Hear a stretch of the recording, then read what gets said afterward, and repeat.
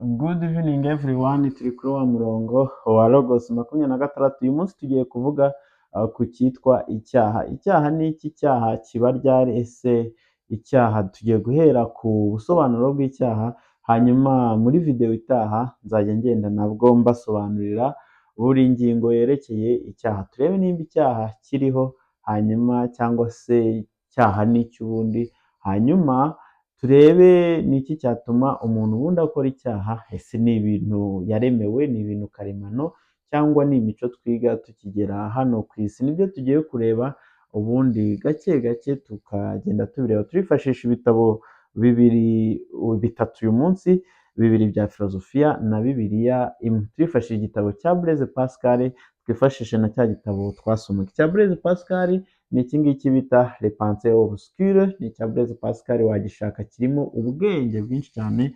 Hanyuma cya kindi twakoreshaga ejo cyo ni iki ngiki bita Somme Mythologique cya Saint Thomas d'Aquin, umuhungu mutagatifu uvuka Lokasika mu Butaliyani. Hanyuma ikindi gitabo cyiza dukoresha ni iki ngiki bita Bibiliya, ndakoresha Bibiliya ntagatifu, ndumva nta kibazo. Hanyuma rero reka duhere kuri iri jambo ry'Imana dusanga muri Matayo umutwe wa 12, duhere ku murongo wa 33, aho twumve haranditse ngo niba mufite igiti cyiza n'imbuto zacyo zizaba nziza, nyamara nimugira igiti kibi n'imbuto zacyo zizaba mbi, kuko igiti kirangwa n'imbuto cyera, cyangwa se imbuto zacyo. Agakomeza ati mwa nyoko mbi z'impiri mwe, mwashobora mute kuvuga amagambo meza kandi muri babi? N'ubundi akuzuye umutima gasesekara ku munwa. Umunyamico myiza avana mu mutima we ibyiza bibitsemo, n'umunyamico mibi akavana mu mutima we ibibi byawusabitse. Ndabibabwira, ku munsi w'urubanza abantu bazabazwa ijambo ryose ritagira aho rishingiye bazaba baravuze, kuko amagambo yawe ariyo azatuma uba intungane cyangwa se agatuma ucibwa. Iryo ni ijambo ry'Imana, padiri baravuga ngo iyo ni ivanjiri ntagatifu. Murumva yuko niba ufite igiti kibi uzera imbuto mbi, niba ufite igiti cyiza uzera donc imbuto nziza, kubera ko le philosophe hariho ngiye guhera nyine wa mugani muri cya gitabo avuga ko les hommes agissent selon ce que, donc un homme agit selon ce qu'il est. Umuntu akora bijyanye n'uko ari, ni ukuvuga ngo mwumvishe wa mugani uvuga ko umutima wuzuye ingurube uzibona hose. Ni uko nyine umuntu ikijyanye n'icyo ari cyo ni nabyo bikorwa akora. Burya nushaka kumenya umuntu uzarebe mu bikorwa akora, haba harimo ingredient cyangwa se ingredient nkeya zibiri mu mutima we, kuko umuntu mwiza akora ibintu byiza n'umuntu mubi akora ibintu bibi. Ariko se ubundi nyirizina umuntu aba mubi ryari? Ko twese tuvukana umutima mwiza. Uzarebe utwana tw'uduhinja bita nyine, uko tugenda dukura, hari n'akageze nk'amezi 2 baba bita igisekeramwanzi.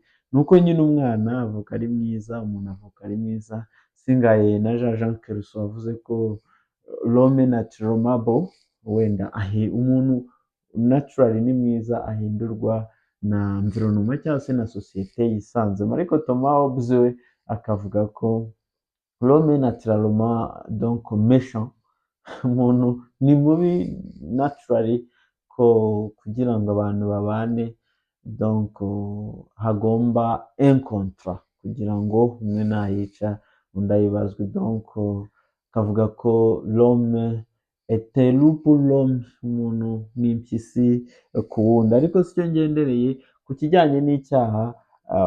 Ka gatabo nababwiraga, Blaise Pascal avuga ko akarasa abantu babiri. Hari il n'y a que des sortes d'hommes, les injustes qui se croient pécheurs. Donc hari ubwoko bw'abantu bubiri, hari abantu b'intungane ariko n'undi baba bumva ari abanyantege nke. Ugasanga umuntu ni mwiza ariko ntabyemerane, n'ubundi we akumva ari umunyabyaha. Ari nabo nyine ngira ngo Imana yikundira, abantu batishyira hejuru, abantu barekoneza imbaraga nkeya za muntu, bakamenya ko bakora amafuti, bakora amakosa, bakora ibyaha, bityo bagahora bashishikariye kwicuza no kwisubiraho no kugira neza. ariko les autres pécheurs qui se croient justes, abo ni abantu ba kabiri, donc ni abantu b'abanyabyaha ariko bo baba bumva ari intungane, ibyo bakoze byose byari ngombwa, bakaba nka wa muhanga wavuze ko les fins justifient les moyens, donc upfa kuba wageze ku cyo wifuzaga hatitawe inzira wanyuzemo. Nimba rero Blaise Pascal atangiye akatubwira ati hari ubwoko bw'abantu bubiri, hari abanyabyaha biyita intungane, hari n'intungane zo ziba zicyumva n'ubundi ari inyantege nkeya cyangwa se bafite ibyaha. None na Bibiliya ikaba yatubwiye ko umuntu ufite umutima mubi n'ubundi amagambo azavuga ni mabi, umuntu mubi ntashobora gukora ikintu cyiza, umuntu mwiza ntashobora gukora ikintu kibi. Tubihuze gute?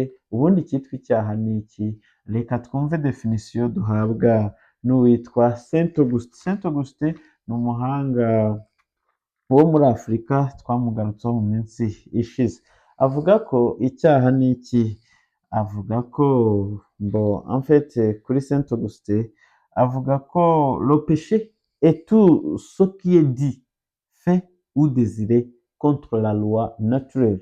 Ikintu cyose ushobora kuvuga, ikintu cyose ushobora gukora cyangwa ikintu cyose ushobora kwifuza ariko kikaba kiri contre cyangwa se kidahura neza na loi naturelle cyangwa se itegeko kamere, icyo nicyo twita icyaha. Dans son cas, ibyaha biriho kuko usanga nko muri loi naturelle Imana yahaye abantu donc sexe, kuba umugabo cyangwa umugore igira ngo bakomeze ubuzima.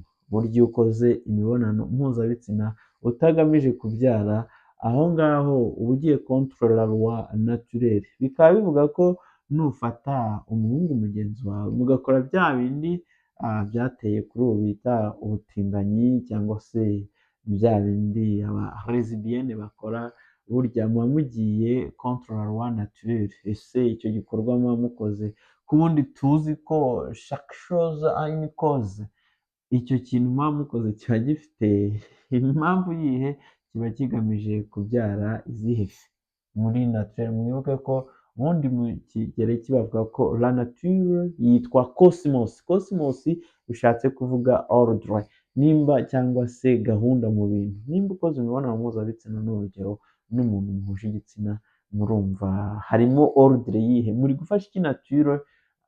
Ubitekerezeho neza. Ni nk'ibyo rero, niyo mpamvu n'umuntu wishe undi burya ni icyaha, kuko muri loi naturelle harimo donc ko la vie igomba kuba perpetuelle cyangwa se ubuzima bugahoraho. Uzarebe n'igiti iyo gitemwe usanga kigerageza kugira ngo gishibuke gihoreho. N'umuntu iyo arwaye ajya kwivuza ubona dufite iyo nyota yo gukunda ubuzima, ntabwo twayishyizemo. Organisateur, umugani wa Platon, un dieu organisateur, donc Imana yashyize gahunda muri cosmos cyangwa se muri univers, mu isanzure, yatanze ubuzima. Nta mpamvu yo kubwaka undi muntu nawe ubwawe kubwiyaka ni ikibazo. N'iyo wiyahuye uba uri contre la loi naturelle, kuko la nature qui t'a donné la vie, ndavuga wenda ku bakirisitu Imana yaguhaye ubuzima, none ugiye contre yayo uravuga uti reka mbwiyake. Burya no kwiyahura ni icyaha. Ikintu rero kijya kiyobera abantu inshuro nyinshi, ese ikintu kiba icyaha gutyo gusa kuko kigiye kuba muri loi naturelle? Okay, ni indi ngingo tuzaganiraho ubutaha. En fait urabona ko umuntu ashobora kwica umuntu, wenda tuvuge nk'ingabo z'igihugu zishobora kujya ku rugamba, byahozeho ni umuco w'Abagereki, abantu donc bagiraga ingabo bakajya kurwana kandi zisabwe gutsinda, kandi gutsinda umwanzi haba harimo wenda no kumutwara ubuzima. Hari nko muri kiliziya mu gitabo cya misa cyangwa se icyo bita miseri, habamo n'umugisha yewe wagenewe intwaro, bivuze ko hari aho kwica biba icyaha, hakaba hari n'aho kwica biba atari icyaha ahubwo ari nk'inshingano. Ese ikintu kiba icyaha ryari? Iyo umuntu asambanye n'umuntu donc batarabana, umuntu utari umugore we, nyine byitwa gusambana. Ariko ku kijyanye n'umuntu mwashyingiranywe, umuntu mwashakanye, mufitanye gahunda yo kororoka, byo byitwa inshingano. Ngira ngo muranumva aho icyo cyaha cyo gitandukaniye nyine n'ibindi. Ubundi urumva ko ntabwo kuryamana n'umuntu mwashakanye impamvu biba inshingano ni uko byo biri a conformité na loi naturelle. Imana idusaba kororoka cyangwa se muri rusange usanga tugomba kororoka. Iyo mubikoze mugamije kororoka aho sava ni inshingano, ariko les vagabonds babikora nyine kugira ngo wenda hari bishimishe cyangwa se kubw'izindi mpamvu zitarimo kororoka, s'il vous plaît, biba bigize icyaha. Hari uwansekeje arambwira ati kurongora cyangwa se nyine ni ukubibwira abantu, naho ubundi ho abantu barabikora, ariko jya ureba icyo ukoze nimba kiri en conformité de la loi naturelle. Ntabwo icyo loi naturelle kiri cyo nyine ni nécessité, ni ukureba donc ni loi ubundi ni itegeko naturelle, bivuze ko nta wundi warishyizeho, ari amategeko ubwo yashyizweho n'Imana ku bemera ko iyi univers tubamo yaremwe n'Imana. None nyuma yo kumva ibi ngibi ufashemo iki? Ese kariya kaphrase ka Blaise Pascal avuga ko hari abanyabyaha bita intungane, hari intungane zita abanyabyaha, ese wowe uhagaze kuri uruhe ruhande? Bibiliya itubwira ko ikiri mu mutima wawe ari cyo kigaragara hanze. Niba uri kuvuga amagambo mabi, ese agamije iki? Ari en conformité de la nature? Nabyo ubirebeho. Hanyuma Saint Augustin muri reference akorerwa na Saint Thomas d'Aquin mu gitabo Somme théologique akavuga ko icyaha ari ikintu cyose ukoze, ikintu cyose uvuze, ikintu cyose wifuje kiri contre la loi naturelle, nicyo bita icyaha. Ariko hari amaterime atatu aturanye, icyo twakwita les termes voisins, le vice inenge, le péché icyaha, et le mal n'ikibi. Ibyo bintu byenda gusa, ikibi icyaha n'inenge bitaniye hehe? Aha tuzabiheraho tugerageza kwinjira muri iyi ngingo ya le péché, comprendre le péché. Mwibuke ko filozofiya ntabwo ari une compréhension gusa des termes, une compréhension du monde, elle est aussi une connaissance des eaux pratiques.